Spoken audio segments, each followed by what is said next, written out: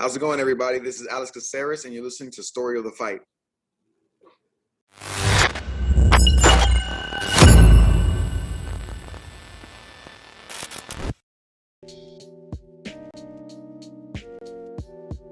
What's up, Will? We're back. What's up, everybody? Technical difficulties. We went live for a second, and then it told us we were still live, but the stream ended. But here we are. We're back. Gonna do the intro again. We are so proud and happy that we got 3 or 7 likes and 3, subscribers in those 30 seconds. So please, 30 seconds. Keep it up. Keep up that pace. If we keep that pace up, we'll be at 20,000 by next Sunday. Yeah, exactly. As Will and I were saying earlier, please like, subscribe. Ramiro's not here, but in his spirit, we have a subathon all episode. We're trying to go as high as we can, and make sure you hit that notification bell, because that way you stay up to date with any relaunches of the show. If we have to relaunch this episode, you're gonna be there right on time. So yeah, exactly. And you might be wondering, where is Ramiro? And it's like, he texted me last night. He's like, hey man, Derrick Lewis, Jailton Almeida, so bad that I can't even show my face on the stream. I can't cover this fight. Rich is going to have to step in. So Rich the casual woke up extra early this morning, rewatched some fights so that we can talk about them. The ones that, according to Will, were watchable. Were worth watching, because it was a terrible event. Let's get that right out of the way. But yeah, if you want to find us anywhere else besides YouTube, we're on Twitch, TikTok, Instagram, Twitter, or X, and Reddit, and Blue Sky. Anywhere. Yeah, Blue Sky, pretty much everywhere. Go to storythefight.com. You'll be able to see our merch. If you want the Pride shirt, hoodie, any of that stuff, storythefight.com will list all of our social medias. You can just click through, follow all of them, stay up to date with us, or chat with us, because we do enjoy it. That's about it. That's the intro out of the way. Last night we had UFC Sao Paulo.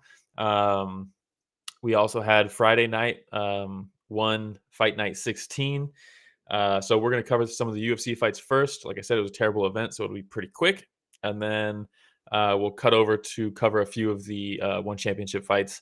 Timestamps will be down below if you're not live with us.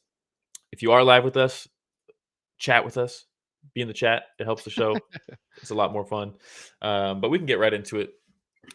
The first fight we're going to cover, the main event, the UFC, was Derrick Lewis versus Jailton Almeida. Will, now, Rich, this is the one that you said. I said, Will, I should start with the main event, right? And you said, no, Rich, spare yourself. Do not watch this. It is not worth the time spent. And Will, please tell us all why. Those of us that watched it, why we shouldn't have watched it, and why I should have skipped it. Yeah. So Rich was like, all right, what fights do I need to watch? I don't want to do the show if I'm just going to sit there, not know what I'm talking about, because I didn't see the fights. So I said, these are the fights we're covering. Don't watch this one. Yeah, the main event and how bad that was, it really put like a damper on the event as a whole. You see Derrick Lewis, he's got the most knockouts in UFC history. You see Jailton Almeida, he's run through everybody. He's finished every fight he's been in so far in the UFC. So what happens in this fight is they go the distance. They fight for the whole 25 minutes, even though it's the knockout king versus a guy who hasn't seen a decision in the UFC yet.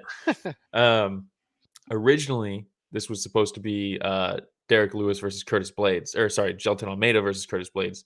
Curtis Blades, Rich, I don't know if you've ever seen a Curtis Blades fight, but yeah, once. That's one of the ones that I did watch in a previous pinch. Go. Yeah. Uh-huh. Hey, look at that. Houston, right? He's from Houston. Derrick Lewis is from Houston. Oh, okay. Yeah, actually, you probably watched Derrick Lewis versus Curtis Blades. That's what I think. Yeah. I feel like I always see them together. Yeah, and I think Derrick Lewis's game plan in this fight was similar, because Curtis Blades, fantastic wrestler, Derrick Lewis, knockout artist. When they fought, Curtis Blades shot in on a takedown. Derrick Lewis hit him with an uppercut as he level changed and KO'd him. That was it. In this fight, every single time Jailton Almeida shot for a takedown, Derrick Lewis was swinging like Marge Simpson, trying to take his face off with the uppercut. Yeah. And he just missed every single time. And the whole fight was really just Jailton Almeida taking him down, mounting him, and Derrick Lewis would either roll to give up his back or frame like this to stop shots from coming down. Jailton Almeida was trying to get an arm triangle a few times from mount, and Derrick Lewis just kept, you can't choke a guy out if he has no neck, right? So He just kept escaping the arm triangles. And that was it. Jailton Almeida had 21 minutes of ground control time in a 25-minute fight. There was one time where Derrick Lewis reversed him, ended up on top, and immediately started trying to there it is. Immediately tried to kill him, and it was like, oh, finally some action. And then he went a little too hard trying to finish it, and Almeida reversed him back, and there it is. These pictures make the fight seem more. I was gonna say it seems pretty dynamic for the way you describe it, and from these photos, maybe it should have been a slideshow. Yeah. I mean, everything in between what I just talked about was Jailton Almeida just on top of him, not really hitting him, not ever trying to finish the fight, which is crazy because, in the past, Jailton Almeida, he'll take you down, he mounts you, and he just beats the shit out of you until you give up your back, and then he chokes you out. I think Derrick Lewis was just so content with, like, I'm not going to blow my wad trying to escape. I'm not going to, like, overreact to this. And Almeida was trying to get big reactions out of him, but he wasn't. So it was basically just this for 20 minutes. So I gotta imagine, like, because I didn't watch this one, like you said, was the trend in keeping with the previous fights that I saw, where the boos were raining down during the control time. I didn't watch with audio okay. live. Because man, them boys were booing out there. As soon as some of the other fighters got onto the ground, boo! You would think it was full of Ramiro's dad out there. In the ground. Boo! Well, keep in mind they're in Brazil, and most of these fights had a Brazilian versus somebody else, and this was Almeida, so he's the one on top. So I would be surprised if there was boos, but also it was a terrible fight, so I guess I'd be surprised if there weren't boos too. There's that swing and a miss right there, the uppercut. I mean, it was just that the whole fight. We don't have to talk more about it. I think Almeida called out not Curtis Blades, Cyril Gahn. That's a fun fight, I guess. It's going to be the same thing, though, because Cyril Gahn doesn't have the greatest takedown defense. Blunderbub says, he says, maybe everybody saw Ngannou's payday and just lost all their steam fighting for Dana. I don't know. I think it's maybe it's because of the mix in opponents. Almeida was originally training for Curtis Blades, who's a grappler. Derrick Lewis took this on somewhat short notice. He's not a grappler. So Almeida was just like, look, Derrick Lewis hits like a truck. I'm not taking any chances. I'm just going to keep taking this guy down. Change of opponents. We'll get the win. But it sucked. That is what it is. And we can move on to the next let's not belabor the point. Yeah. What do we got next? What was good was the co-main event, which was Nicolas Dalby versus Gabriel Bonfim. Bonfim, 15-0, I believe, going into this. I think he was probably the favorite going into this. This is by far his toughest test in Dalby. Yeah, I was surprised hearing the record, and like he seems like a young guy. I thought he didn't have that sordid of a history. 15 fights in the UFC? No. So 15 fights total. This was his third UFC fight. Okay, that's what I remember. I'm like, okay, well then he's fresh. Yeah. What about Dalby? Dalby's he's a vet, man. He's been in there for a while. He's 23-4-1. He's been in the UFC since 2015. So he's been doing it. He's on a 3-fight win streak. They put him in the co-main against Bonfim. Bonfim and his brother both exploded onto the scene. They were like fighting on the same card. They got first round finishes like on the same card in their UFC debuts. It was awesome to see. Ismail Bonfim was originally supposed to fight on this card, but missed weight, so they canceled his fight. He got his first UFC loss, his last fight, and everyone was thinking these guys are potential world beaters, right? Because they just stormed onto the scene. They're finishing people in the first round. Ismail Bonfim just lost. This is now Gabriel's time to just kind of maybe elevate past that and keep the train rolling. But Dalby's a gamer. In the first round, they're just fucking going to town. This fight was actually fucking sick. Yeah, it was great to watch, really exciting. And the first note I have here, other than like the feathery tattoos that Dalby has, I'm not a fan of all the angel tattoo work. I'm not sure. Anyway, but what I have is that Bonfim kicked out his lead leg once and then twice, and right after the second one, he went for a combination right afterward. And then the third time, he goes for the combination, and then on that one, Darby just charges right through the combo and tries to just get in his face and get some close elbows. I was like, man, I was like, should he be checking this sweeping kick? I wasn't sure. But yeah, I mean, ideally you want to check it, right? And like, it's one of those things where, he comes into the UFC, he's finished all of his opponents, I believe. I could be wrong on that, but I think, yeah, he'd never been to decision, finished everybody, knockouts or submissions. Um, and a lot of the times on those like regional scenes before you get to the UFC or before you get to some of these bigger organizations, you can kind of just like out blitz people. If you Mm-hmm. blitz somebody in those regional scenes, a lot of the times they're going to kind of cover up. And if you cover up and somebody is blitzing you, it's kind of a wrap. You have to like fight fire with fire a little bit, Mm-hmm. gain some respect. Blunderbub says, "Look at our boy Rich and his notes. Yeah, doing his due diligence, huh?" I don't even think Ramiro takes notes. Um, I don't take notes. But so a lot of the times, you can just storm through somebody, and if they wilt a little bit, it's kind of a wrap, and you can just finish them off. That starts to go away once you start getting these upper echelon level fights in the UFC, like Dalby, where this guy's not going to just wilt; he's going to fight fire with fire, and you almost have to kind of reset in that moment and adjust to that. And Bonfim really wasn't able to, because the first round there it is fire with fire, right? But he's getting the better of the exchanges. But like you said, Dalby eventually just starts walking through that fire, and he ends up getting that takedown and kind of beating him up on the ground. And then you're like, man, that's a kind of a discouraging round. The way to end it for Dalby. Second round starts, Dalby's just running at him, and you're like, okay, he's still there. Yeah, dude, it was straight rush down. Like, Yeah, he had, but then Bonfim had a couple takedowns, which is what we see right here. yeah, yeah, And was it? Hold on. And on that same round, um, Bonfim is on top, and he has his glove straight over yeah, his just face. covering. I was like, "Are Yeah. you supposed to be able to smother their faces? I've never seen this before." Yeah. Yeah, you can do that as long as, your finger doesn't go in anywhere. No Oh, eyes, no okay, nose, okay. no mouth, anything like Can that. they stop the breathing? Like, is that the goal? Yeah.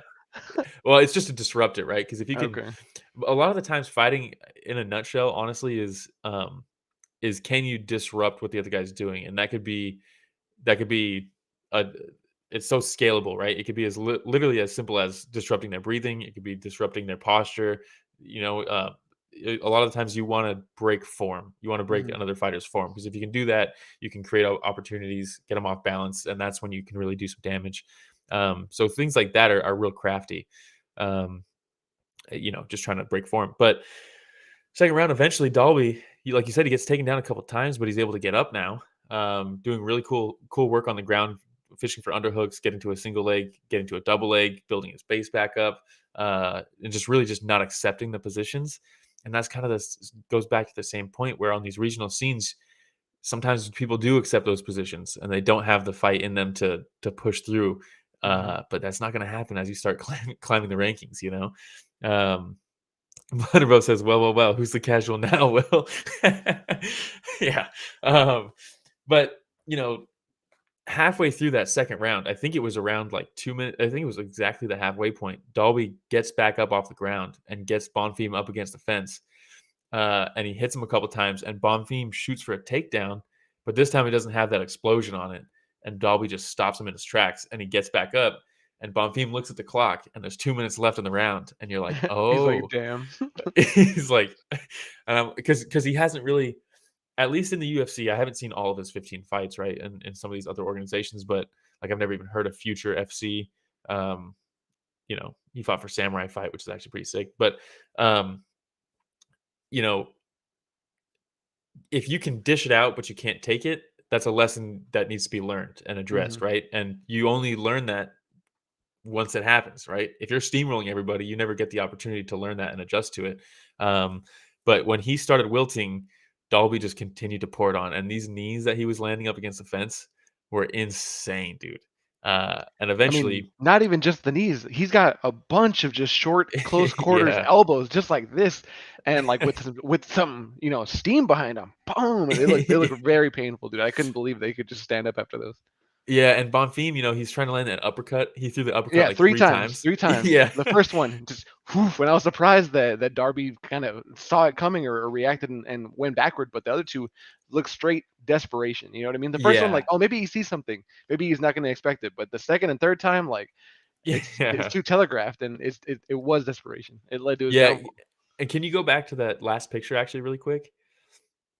So here it's a little different, but this is the one that finished him. But you see how Bonfim's legs, one foot is up on the fence and the other one's kind of more towards the center of the octagon. Mhm. You want to be able to stand like that, right? If you can stand bladed like that, then you can get power behind it. And he's actually throwing the right hand here. He's loading up to throw that right hand, and that's Mhm. actually what got him knocked out, right? But because he opened up to throw the right hand, then he came in, and that's what dropped him. Mhm. But before this, when he was throwing those uppercuts, Genevieve says, "I'm such a sucker for a good elbow. Love it." Yeah, because that's what brings the blood, and we all know Genevieve likes the blood. But Yep. um, earlier, when he was throwing those uppercuts, and when Dalby was really landing on him up against the fence, his feet weren't like this. Both his feet were up against the fence. And when your feet are square like that to your opponent, you can't generate any kind of Generate the power. power.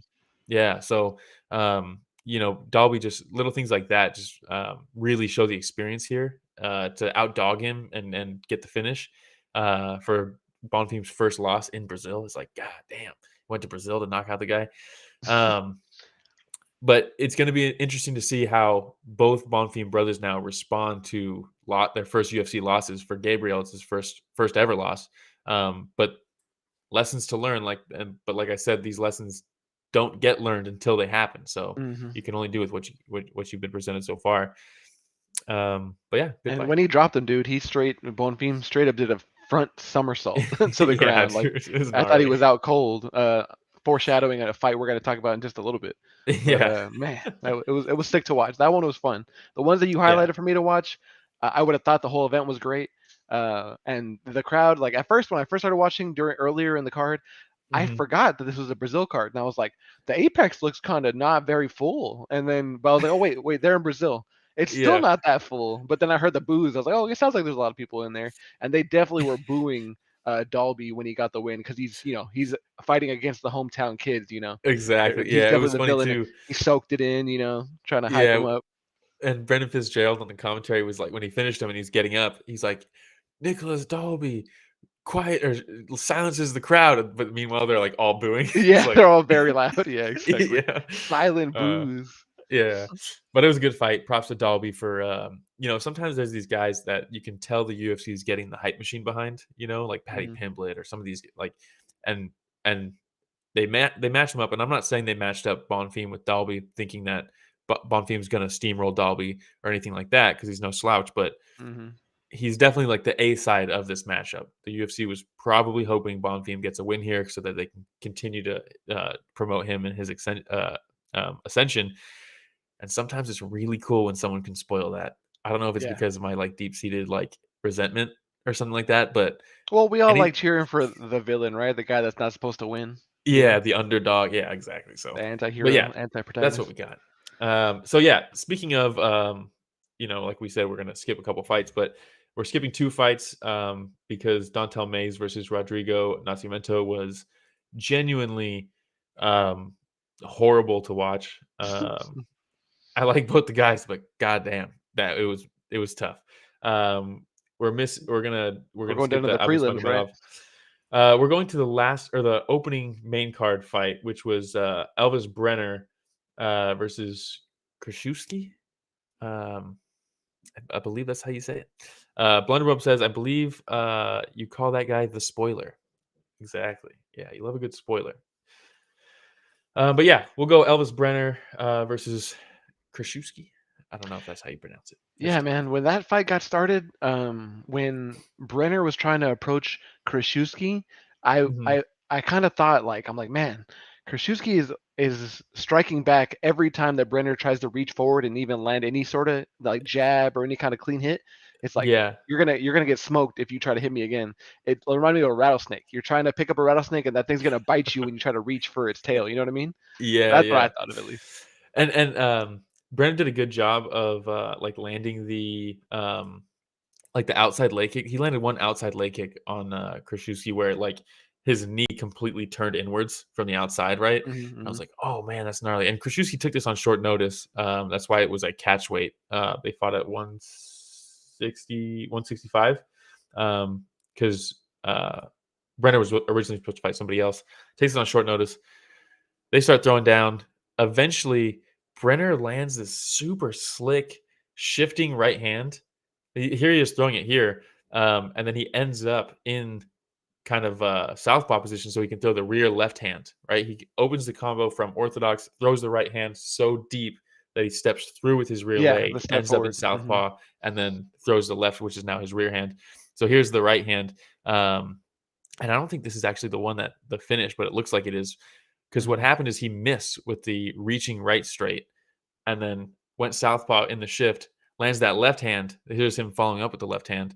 And it just barely catches him, just right a little bit Yeah, behind I the was like, ear. did it even touch his head? I was like, did it hit the back of the head? I wrote it right here. I was like, did it even touch him? Yeah. And then the slow-mo, I was like, okay, he got him in the temple, like right above Yeah. the ear, you know? Yeah. And it And that's must a have danger been, zone. danger zone, and it must have been a lot of power to just look like it was glancing, but still knock him out, you know? Dude, yeah.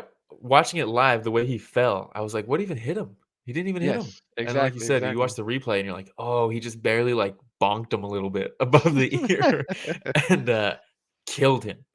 Yeah, Absolutely flatlined him. he pratfalled just straight to his face. Yeah, Yeah, exactly. brutal, dude. Brutal. And look at Bisping here in the background of this picture. So sick. And then he walks over, Brener walks over like he's about to throw another punch, but he notices like his hands are like almost behind his head Yeah, or behind his back. it's like a Superman pose. Yeah, yeah. Mhm. And just face first on the ground, out cold. And Brener walks over like he's gonna throw another one, and he just goes, nah. He just I walks mean, just past him, out cold. and then the ref dives between them right Yeah. there. Like, Because don't you he's dare. like, dude, I cannot let this guy take another shot. But yeah, it was a cold knockout, dude. I mean, just yeah, very cool. Brenner's last fight is a fight of the year contender against Guram Kutadalaze. Absolute banger back and forth. Gnarly cut. Genevieve, if you haven't seen that one, go back and watch Brener versus um, Kutadalaze. But yeah, fun fight. Quick first round, knocked him out. Got an extra We love paycheck. to see it. We love the fast ones, dude. That means We something love the explosive fast ones. happened. Yeah, exactly. So we can move on to the last UFC fight that we're going to cover. And you're like, whoa, there was 10 fights on this card, and you're only going to cover 3 or 4, and only 3 of them were good. Yeah, that's exactly right. The last one we're covering is Elizeu Zaleski dos Santos versus Rinat Fakhretdinov. Fakhretdinov, it's another one who's taken the UFC by storm. This is his 3rd UFC fight. His first fight, he had like 2 10-8 rounds against Brian Battle. And then he knocked out Kevin Lee, or he dropped him and then choked him out in the first round. This is another big test here against Zaleski dos Santos. Zaleski dos Santos, I believe this is him coming off of a... No, he fought Abu Bakar Nurmagomedov. But he fought Benoit Saint Denis, and I think he tested positive for steroids or something like that. I could be wrong. Hopefully that's not defamation. But yeah, this is another one where, we have the Brazilian versus the outsider, but Rinat is the guy the UFC probably wants to win this fight. And in the first round, I mean, he's just swinging. Dude, not to stereotype this guy, but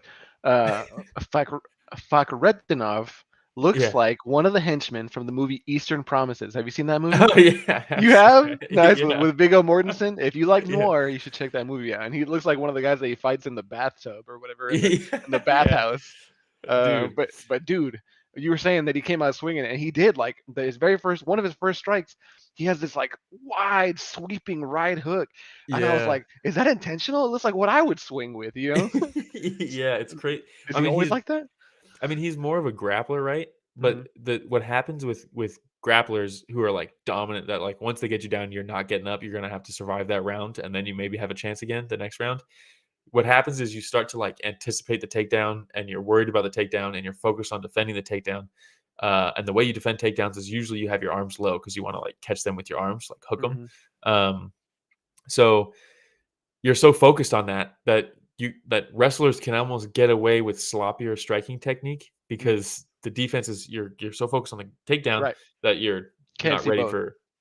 Exactly. So you get away with it a little bit.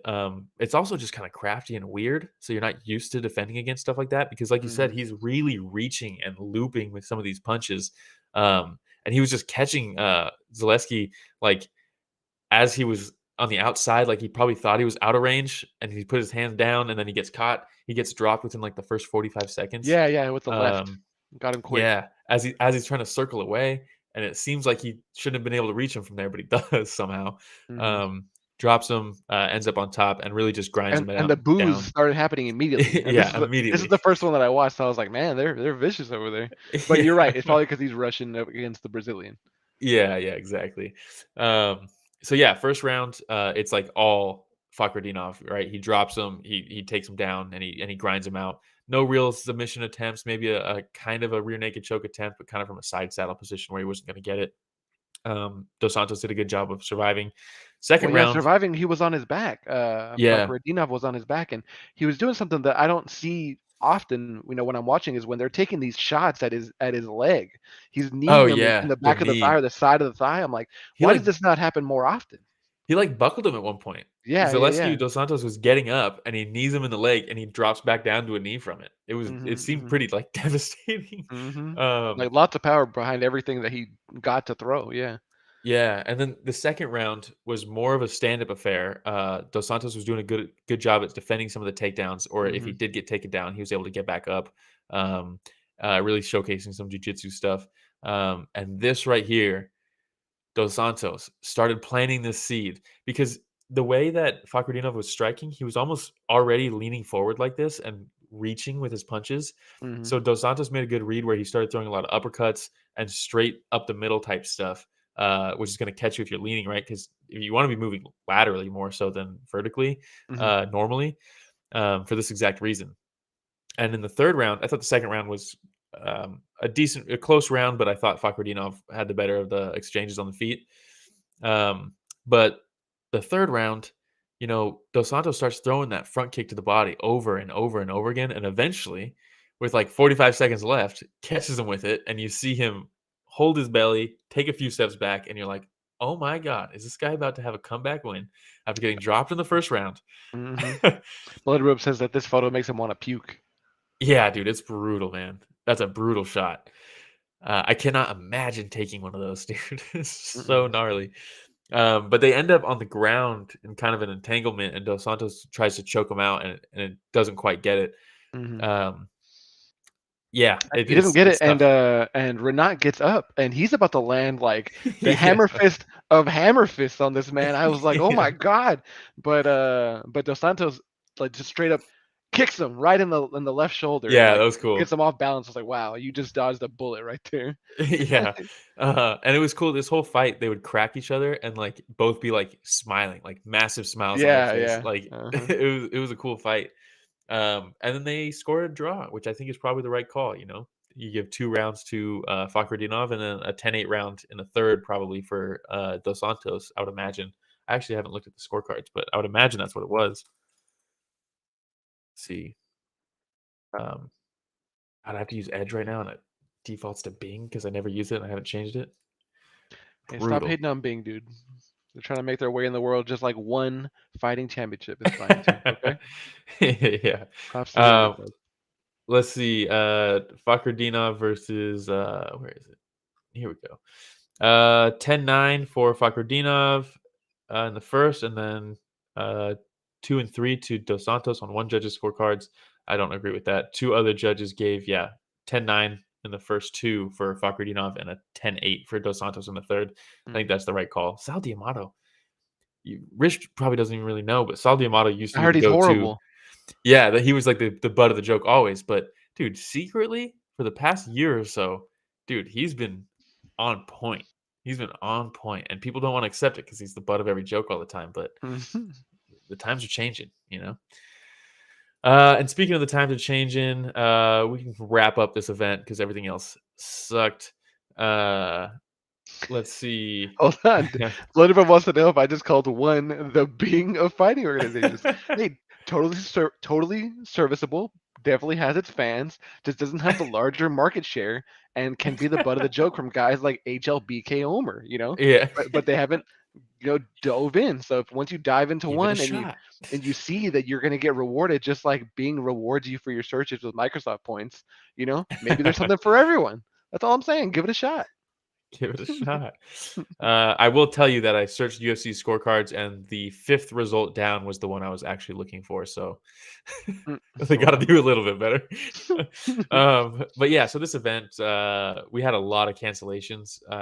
Like I said, originally it was supposed to be Curtis Blades versus Jailton Almeida in the main event.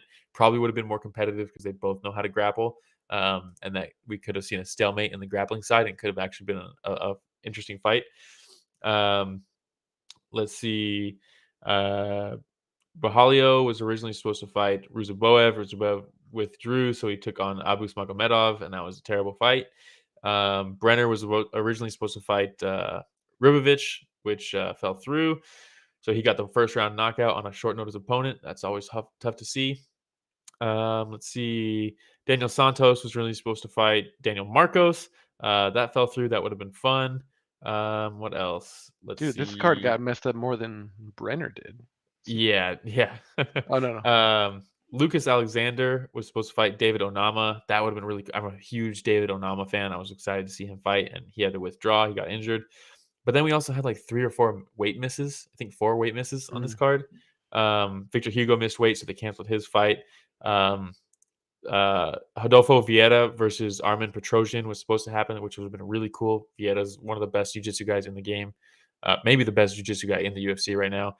But Petrosian got like food poisoning or something backstage during the event, so they canceled it during the event. And then the big one was Ismail Bonfim versus Vince from Hell Pichel. They both missed weight. Pichel misses it by like a pound. Bonfim misses it by like 4 pounds. It's the food, dude.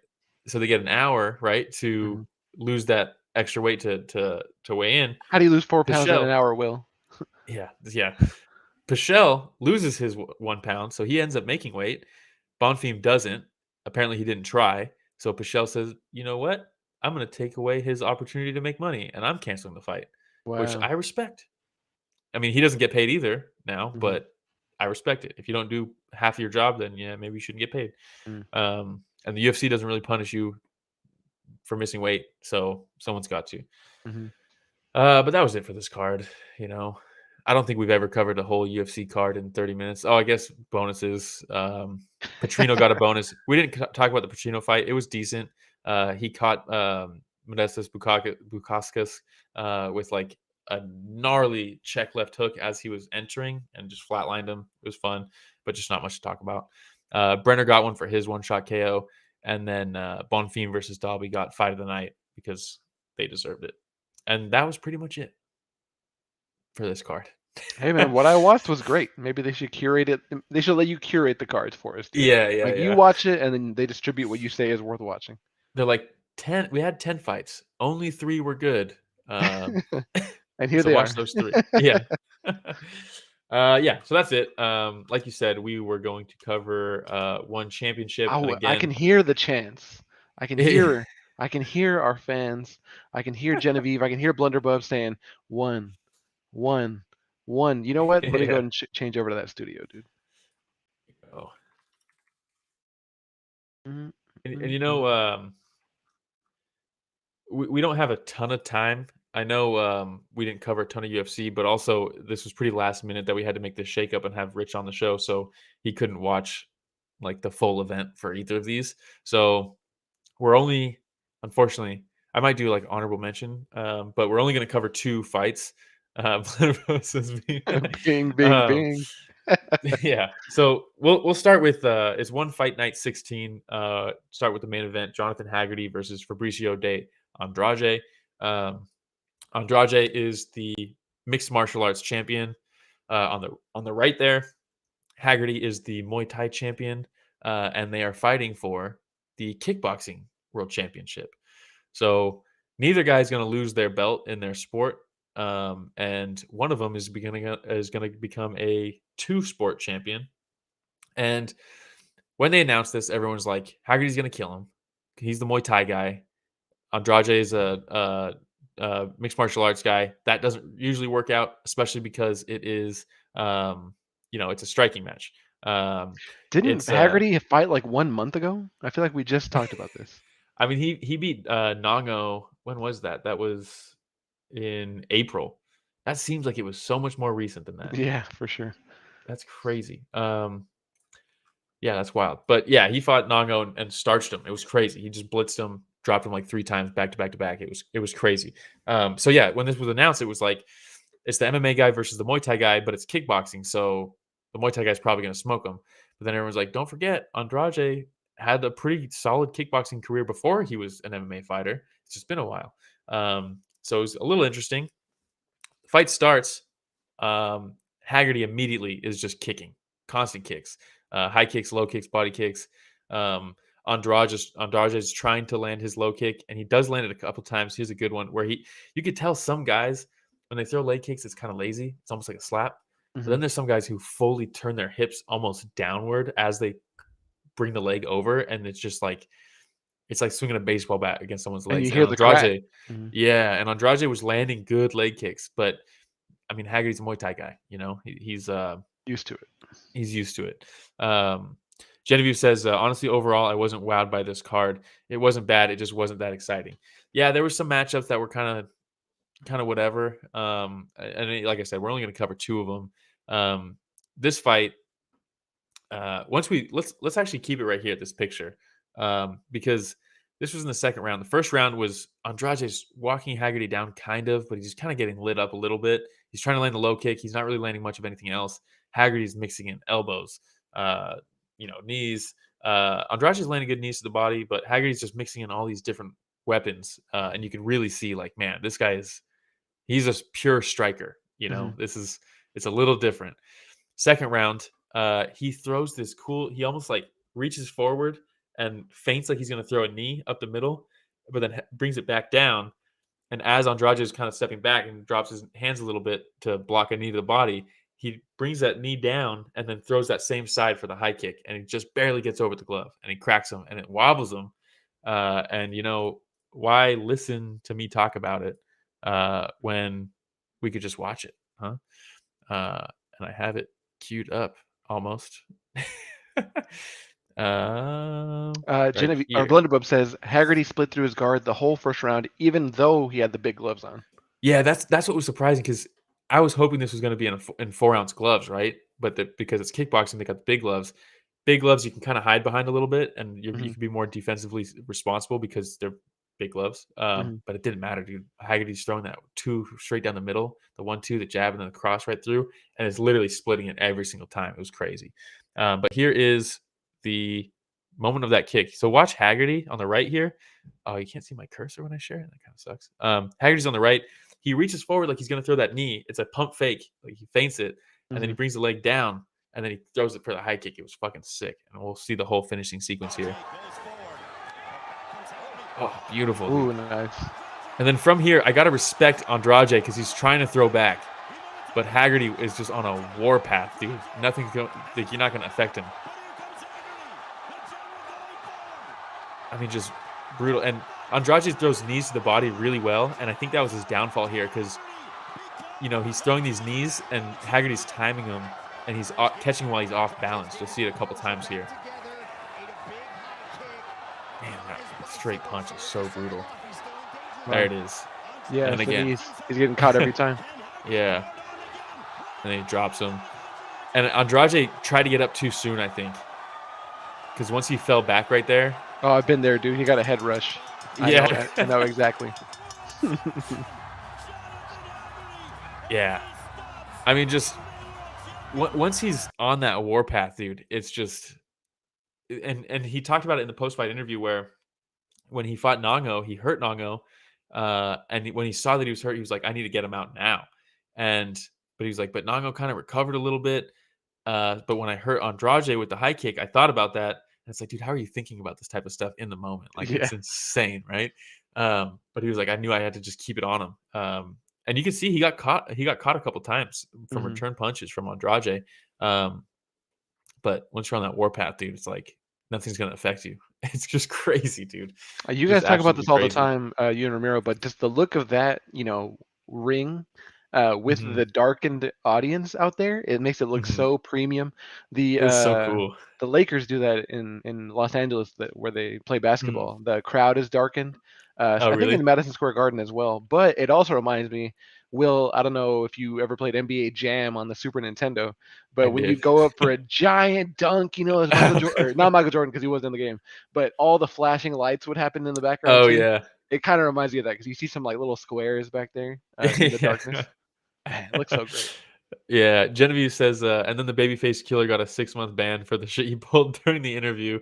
Yeah, and then Blunderbub says one of the best parts of the night was when Ramazanov came in and Haggerty was like, "Get this Get clown this out of clown here." out of here. When I was sharing that right now, did you get audio? Yes, I was hearing. Okay, so let's just show this really quick. So they do the confetti. They announce him the winner. They do the gold confetti. They give him the 2 belts: Muay Thai champion and now kickboxing champion as well. Yeah, gotta do this, the gold angel, right? Let's skip forward to the interview just a little bit.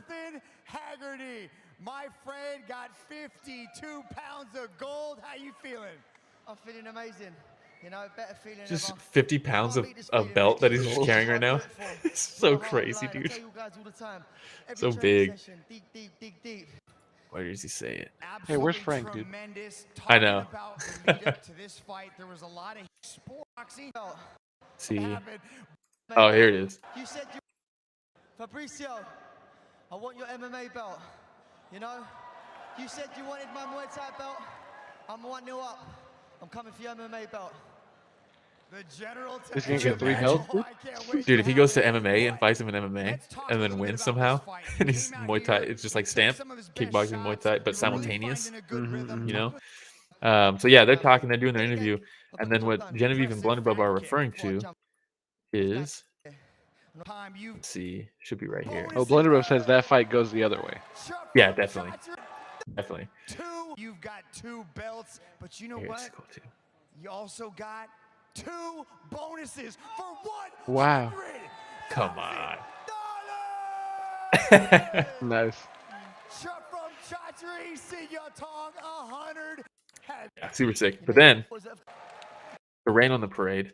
Make some noise for your 2 sport. Wait a minute. I won't say something. You see, Is this the WWE? No, dude. Don't try.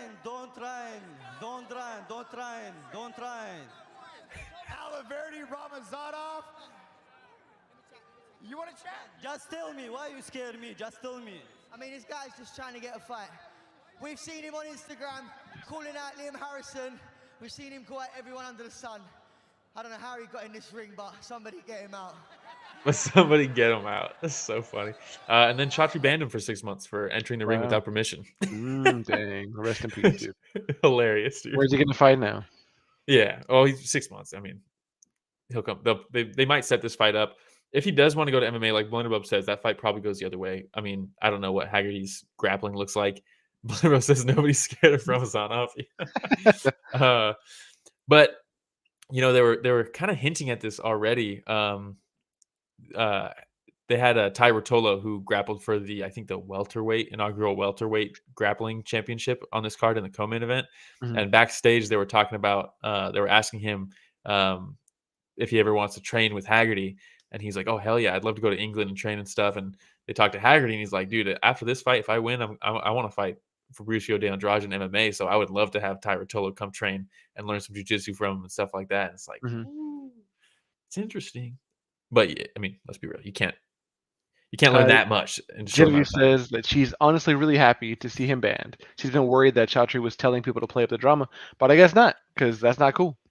Yeah. I hope not, dude. Like, yeah, the last thing I want is for one to turn into the next UFC in terms of drama. I don't need the drama. I just need the fights, and that's what they've done so well. I am a little worried about that too, because they're starting to get their own footing in America, right? With this Prime deal, the Amazon Prime deal, and having these events, and they start at 5 p.m. Pacific time, so they're marketed towards the North American audience. I really hope that the fights do the talking themselves, and they don't need this like bullshit hype drama stuff, the fake drama, to like garner the fan interest. Because I mean, when Ramiro, it took me so long to get Ramiro to finally start watching these fights, but he was always like, I don't know any of the fighters, I don't know any of them. But it's like, dude, if you watched, I mean, I was telling him watch Jiu-Jitsu Prohaska and Ryzen, and he wouldn't. And he finally came to the UFC, and he finally watched him. He's like, "This guy's awesome." It's the same thing. You didn't know him before the fight, but you do after the fight. So you just give it a watch. You will get to know these people, and you'll start to follow them and stuff. And Genevieve says the high level of sportsmanship is what made me fall in love with One to begin with. Exactly. That's all you need. The product speaks for itself. But it's I agree with you, but this American audience that we're a part of, it's the same reason that they have a Netflix show about Formula One, so you can get to know the drivers and the inner connection. Even though they're showing you last year's races when they do it, then it kind of hooks you into the races afterward. They're trying to hook you with the drama. I just, it's unfortunate. Like you said, like the WWE's, like when he first came in, you're like, what is this, WWE? I don't like that vibe. I do appreciate some of the WWE like showmanship and promotion, self-promotion, stuff like that. And we're gonna get some of that in this next fight we're gonna cover. But it's different for me when it's this fake beef, fake drama, shit talking stuff. If it's like self-promotion and self-belief type stuff to almost to like a corny level, I'm kind of okay with that. But when it's this fake drama, trash talk, fake fighting, pushing people away, like all that type of stuff, doesn't do much. Dude, when they connect some chains to a coffin and drive off at someone's dad's funeral, like I think the Big Show did, I'm out. Really? Yeah, it happened in the WWF in the 90s. Okay, gotcha. I think X-Pac took Big Show's dad's coffin from the funeral, tied it to his limousine, and drove away, or something like that. It was epic. But yeah, that's it for this fight. I don't think they'll do the MMA fight next. They'll probably have Haggerty defend one of these belts in the meantime. Maybe they do it down the line. But with when you mix in mixed martial arts, or when you mix the martial arts with grappling, I mean, Andrade has been doing jiu-jitsu his whole life. Haggerty can't do that in one training camp. Like he's just gonna get taken down and submitted pretty quickly. So maybe you build to that eventually. I don't know. But it would be cool to see another 3-sport champ, especially if it's simultaneous, right? Blunderrub says Superlex says he wants Haggerty Muay Thai. Everybody's calling out Haggerty now. They want to do the Rod Tang fight again for the third time. He's got opponents that they can. Even this dude. God, I can't think of his name now. This fight, their best kickboxer wasn't even in this fight. They made an MMA fighter fight a Muay Thai guy for the kickboxing belt, but they kind of sidelined one of their best kickboxers. I can't think of his name now. So who knows what they do, but they might do that fight, make him defend the kickboxing belt. I doubt it, but they might. But we can move on. Like I said, Ty Rotolo, he got the inaugural, I guess middleweight. I thought it was welterweight. I think it was welterweight. Tapology might be wrong, but maybe I am. He got the belt for grappling. Sexton fought. He got his 200th win on the card. Just beat the brakes off my boy. Sentiment was on the card. He had a good fight. But we're skipping all the way down to my boy, a power pickle. That's who I'm talking about. Akimoto. Thank you so much. I was like, it was on the tip of my tongue. Yeah, that fight, I don't think they're going to do it. I think they want Haggerty to have 2 belts in 2 different sports, maybe push for a third in another sport. I don't think they're going to risk him defending his kickboxing title. I just couldn't see them doing that, but I do want to see the fight. Let's see. We're skipping a bunch of fights just for the sake of time. We're at 48 minutes. We're going to my boy, Ben Tynan. And like I said, there's a little bit of pro wrestling kind of self-promotion here going on. Kang Ji-won, guy hits hard as fuck. Hits like a truck. Crazy knockout power. This is like this fight right here is what Jailton Almeida versus Derrick Lewis should have been. It was actually good. It was actually fun to watch. It's a wrestler. Look at this guy. Come on. He looks like the Charizard tattoo. Randy Savage, dude. He's got the Charizard tattoo on his bicep, dude. Fucking sick. And then in the one shot, they were like, "Does anybody know anything about Ben Tynan?" And I was like, "I've been watching this guy because he's been fighting in LFA. This is only his 5th. Yeah, he was 4-0 going into this fight. His last 3 professional fights were in LFA, which I usually watch LFA just because those guys, if you can put together a couple wins, the other big organizations are about to pull you. That's like the feeder league, right? Mm-hmm. And I do like Kang Ji-won, but I got to go with my boy that I've been watching. I've been watching him grow, but he's a heavy wrestler. And I was like, this is a big test. Genevieve says, I knew it was Charizard. Blunder didn't believe me. Buy him a lot of Tim Hortons. Yeah, he's Canadian. Best comment in the chat. Power Pickle says King Kong really need to improve his ground game. Yeah. It's tough, man. I mean, Tynan's like, he's such a accomplished wrestler, and he walks out with the tuxedo muscle shirt. It reminded me of Talladega Nights, where he's like, I like my baby Ramiro's Jesus to wear rolling in his seat at the stands of Yeah. his kids' baseball games. He's like, I like my Jesus to wear a tuxedo T-shirt because it says like I'm formal, but I like to party.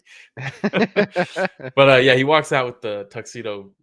I don't think I've ever seen the tuxedo muscle shirt. Well, do you I've know seen what the a T-shirt. Canadian tuxedo is, dude? I do. Yeah, It's full jean denim. jacket, full denim. Yeah, dude. Yeah. Let's see. Gonsko, I hope I'm pronouncing that right, says, sorry I'm late. The UFC main event really put me to sleep. Yeah, we've moved on from that one. It was a tough one. Terrible fight. Hey, but thank we're you for now joining with us. the, Please hit yeah. that notification bell if we didn't say before. Yeah, and if you want to hear us shit on that fight, like it puts you to sleep and you need to take out some revenge or something, feel good about it, go back and listen to us shit all over it.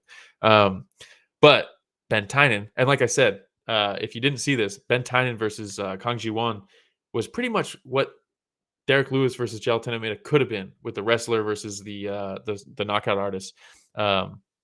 So fight starts, and I was like, most likely they're going to swing and bang for a second, and as soon as Kang Ji-won gets comfortable trading punches, he's going to shoot on him, and he didn't even do that. Just immediately shot a takedown on him. He's like, I'm not taking any risks. Takes him down, eventually mounts him. Wasn't able to do too much damage in the first round off the top, but controlled him, exhausted him. Matt returned him a couple times, I think. Second round starts. Kang Ji-won is trying to land shots, and he is landing shots. Blenderweb says the only thing about one is that I didn't feel like I got a good read on Tynan's stand-up. Yeah, he didn't really have to show it right. He ate some shots. He showed a good chin, I think, but he wasn't very offensive with his striking in this fight. It was more just takedowns, mat returns, things like that. But really good takedowns, dude. If he was on him, he was getting them down. Power Pickle says that he's enjoying ONE FC more than the UFC, but it's just the UFC time zone. It's killing him. Yeah. Well, luckily, Even the international events too, Well, so every Friday, one has One Friday Fights now. It's in Lumpini Stadium in Thailand. Those start around 4 a.m. ish Pacific time, and then, but now like once a month or so, they're doing these fight nights on Amazon Prime if you're in North America, and those start 5 p.m. Pacific time. So if you could tune in for those, I'm not sure what time zone you're in, but it seems like one of those might align with no matter where you are potentially. But yeah, it's been doing it's been getting them a ton of audience lately, and especially on a weekend like this where the one card, like Genevieve said, wasn't their best card, but it was still delivered some exciting moments. But the UFC like shit the bed, and anytime they can do those types of matchups on a weekend, very good for one. And the replays. Yeah. I mean, Friday Fights, they're on YouTube.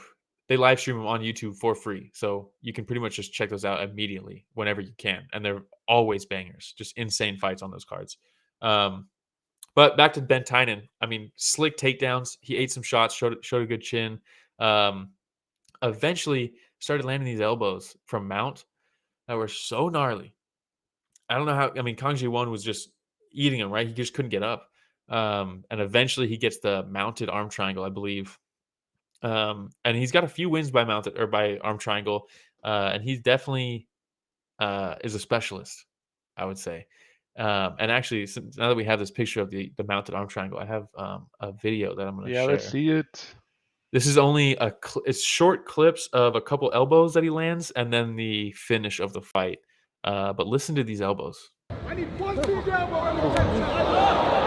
Oh my See how god! red and purple that Kang Ji-won is turning, right? But he's really got to jump to the other side. There he is. Got him. Brutal, dude. Brutal. Those elbows, man. And you hear them like clack on somebody, and it's just like, and you see their head bounce off the mat too. So gnarly. But yeah, he looked phenomenal. Like Blenderweb said, we didn't really get to see any like offensive striking from him, but I don't think at this stage, 4-0 in his career, Yeah, so sick, dude. But 4-0 in your career, you're fighting a knockout artist, and you're a wrestler. Do you even take the chance? You No, know? no, it's not worth it. You can Yeah, show off your skills at another bout. yeah. Keep developing those. You don't need to test them. They give him they announce him as the winner, right? Is that Herb Dean, dude? Is that my guy? Herb Dean, man. That's Why is Herb he Dean. everywhere? I thought he I was know. just, like, is he also at LFA? I don't think he's ever seen him at LFA. I wouldn't be surprised though. Um, but there was another video too. Maybe I don't have it queued up, but or maybe it was just a picture. The next picture is Where he him tears off ripping his his shirt tuxedo? off. And look Yeah. at Dom Lau back there, dude, just cracking up and ripping his shirt off. This guy is one to watch. No pun intended. One championship I've always said has I don't think they need the drama to sell North American audience. I think they need the time slot. Like Power Pickle said, it's the time zone's rough. It's not as rough anymore now that they have these events once a month. That's a big thing they checked off. The other thing is they need to sign North American talent. They already have, Mhm. some of these guys, Super Leg, Rod Tang, Super Bond, like all these guys, Nongo, that are killers that the North American audience aren't necessarily familiar with. Probably the best way is to start matching them up with people that the North American audience are familiar with. And so if they're signing guys from Canada, signing guys from America, and they're mixing this stuff in, that is going to be key, I think. They should have grabbed Ngannou, dude, when they could. They tried. Mhm. They had a meeting with him. But signing guys out of LFA, signing prospects, American prospects or North American prospects is such a big step in the right direction, I think, for one, to start growing a global roster. And I think that's a big move. And this guy, he can talk the shit like about himself. He's a hype man, right? Like the interview was hilarious. He's a hilarious guy. And he's got a nasty skill set and he's a heavyweight. One's heavyweight division is kind of lacking. That's always been a big criticism is they don't have a big roster of the upper weight classes. Fill it out with guys like this. Get him against Rugrug. Get him against Buchecha.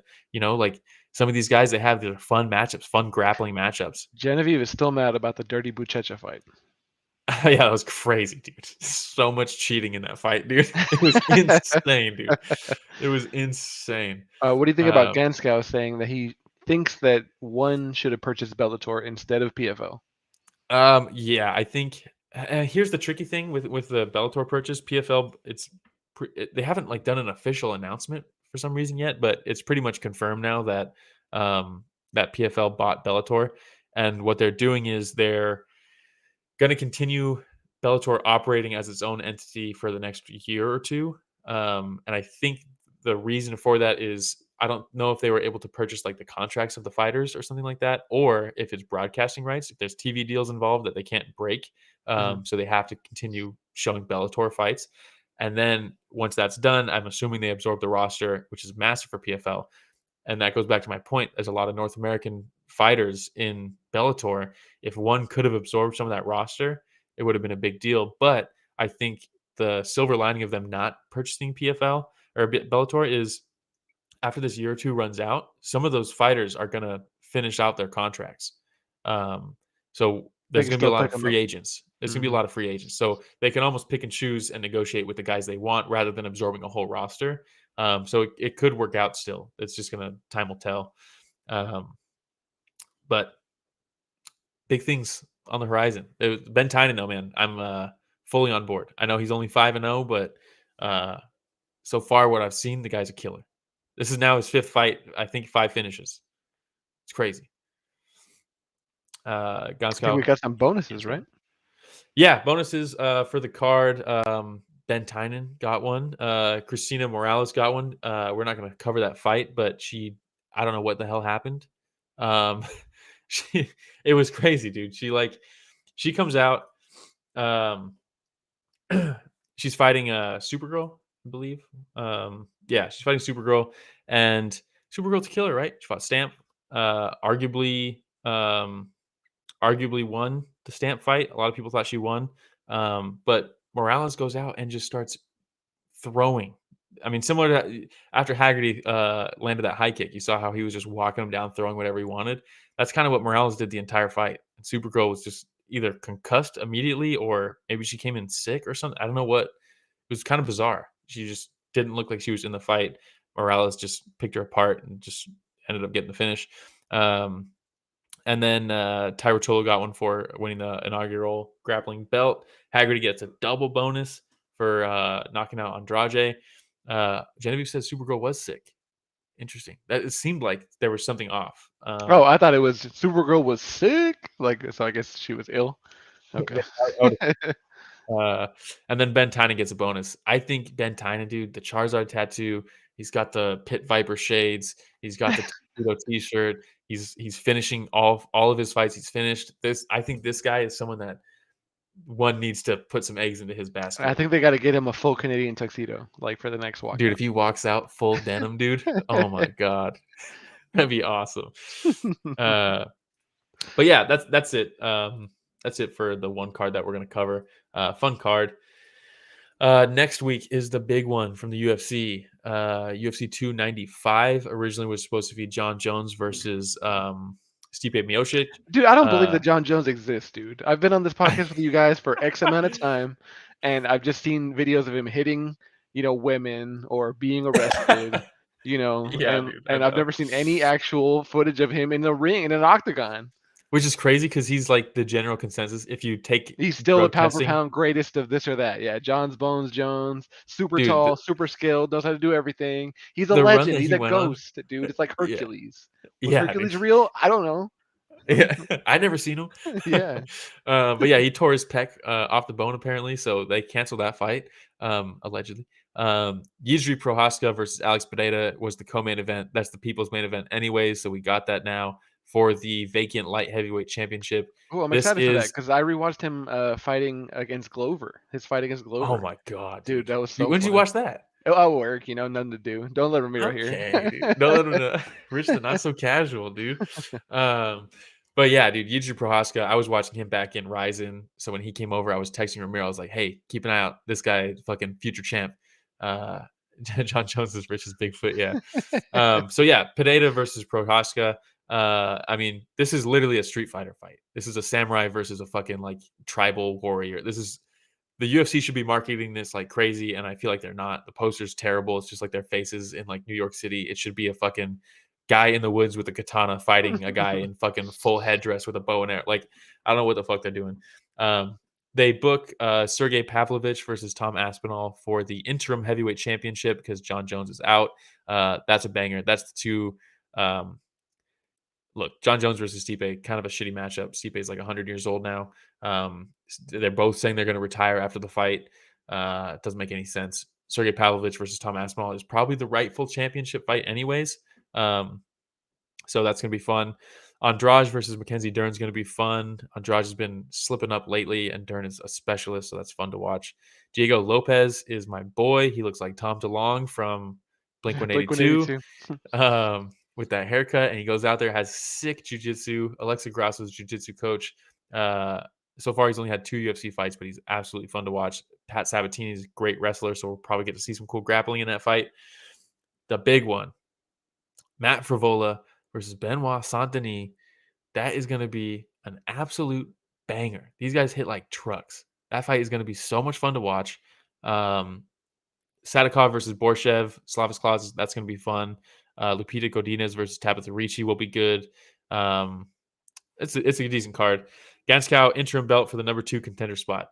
Yeah, it's weird because John Jones is heavyweight champ. He's fighting Stipe. That falls through. So they go interim belt for Pavlovich versus Aspinall. Usually, that means if you do an interim belt, that means the champ is out and he's going to come back and take on the interim champion and unify the belts. The UFC is like, no, John Jones, his next fight is still going to be Stipe. So there's going to be an interim champion when the champ comes back, and the champ's going to fight somebody else, not the interim champion. It's just fucking insane, dude. It's like, what are we doing here? Genevieve has been trying to get us to watch Game Bread FC, which is Jorge Masvidal's bare knuckle MMA promotion. Going to be a slammer. I'll try to find a way to watch that. What is would I rather watch slap fights? I saw an ad for that today during this show. We don't talk about slap fights. But that's it. That's a fun. I appreciate Rich. You're usually producing the show in the background. Today you're doing that and being on because Ramiro. What can I say, man? I do it all. You do it all. Ramiro's like, but my kids. I have stuff to do with my kids. Like his kids are more important than this show, apparently. But I appreciate everybody for coming on. Blunderbub, Genevieve, Gangskow. I hope I'm pronouncing that right. I'm not sure the best way. Power Pickle. Please like the video and subscribe. I appreciate you guys being in the chat. It makes the event, the live streams way more fun. It makes the show better as well. Let's see. Yeah, that's all. Thank you guys. I appreciate just like, everything. subscribe, follow us on Instagram, follow us on TikTok, Twitter, follow us on Twitch, hit the notification bell, subscribe on Apple Podcasts, Spotify, What? Google Podcasts, And a crazy YouTube. twist. What a crazy turn of events. Gangskow is Monster Tony. What? Unmasked. Wow. Is this your alternate account to troll your own channel? Or is it so that we can get 2 subscribers from one person? We appreciate and I appreciate that. Yeah. Everybody, you know what? Everybody make an alt account, subscribe with us. Subscribe to That would be tight. Yeah. Appreciate it, everybody. That was a fun episode. Well, that's all I got. If that's everything, thank you guys for tuning in. We'll see Ramiro next week. And that was another special episode of Story of the Fight.